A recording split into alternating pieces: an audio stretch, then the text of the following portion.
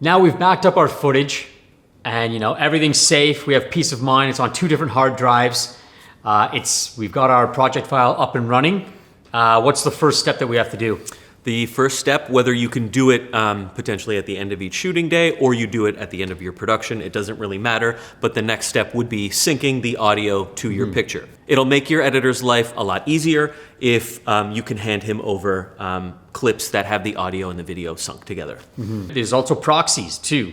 Can you walk us through what those are, why we make them, and the process of that? Now, depending on the size of your film will depend on how much data you end up with at the end of the show. And as we mentioned earlier, a lot of editing software does boast that they can handle, high resolution camera masters. And while that is the case and it sounds convenient, if you don't have a very powerful system, it's not going to go very well for you. Your project will probably be plagued with crashes and it'll be hard to get through. So what we do is we create a proxy file of your camera master.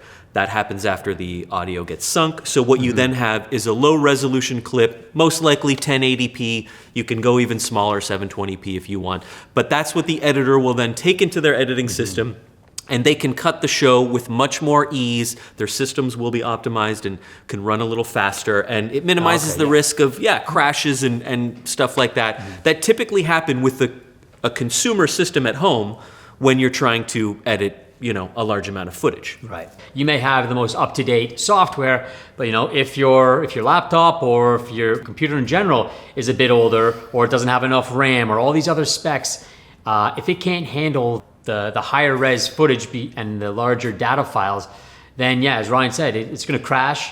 It's going to take longer to render. Your playback won't be as smooth. So it really does make the editing process, to put it plainly, it makes it a nightmare. It's a big headache. So if you don't have the resources to have an expensive computer that has all the fancy additions to it, you want to go with this proxy, proxy route to just allow your computer and allow your software to handle the footage.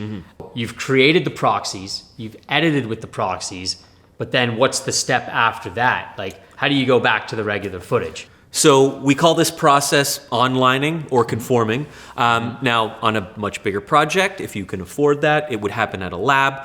It's also possible to happen, on your systems at home. Most editing softwares have this capability. So once your picture's locked, and we don't intend to make any more changes, you can then online the footage, and without going too deep into the technical process, because I'm not an editor, but basically you can take your offline edit, create what's called an EDL or an edit decision list, and then that EDL can find the camera master clips of the same shots and bring them into your timeline, where it can now exist as a high resolution timeline.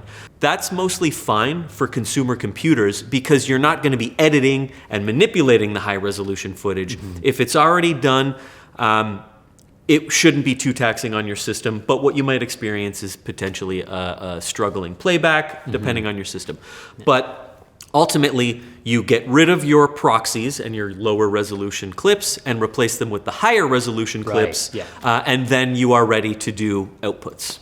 If you're shooting high-res footage, don't be worried about being able to edit it or not. If you have a computer and the software that can handle high-res footage, amazing. If not, proxies is the way to go.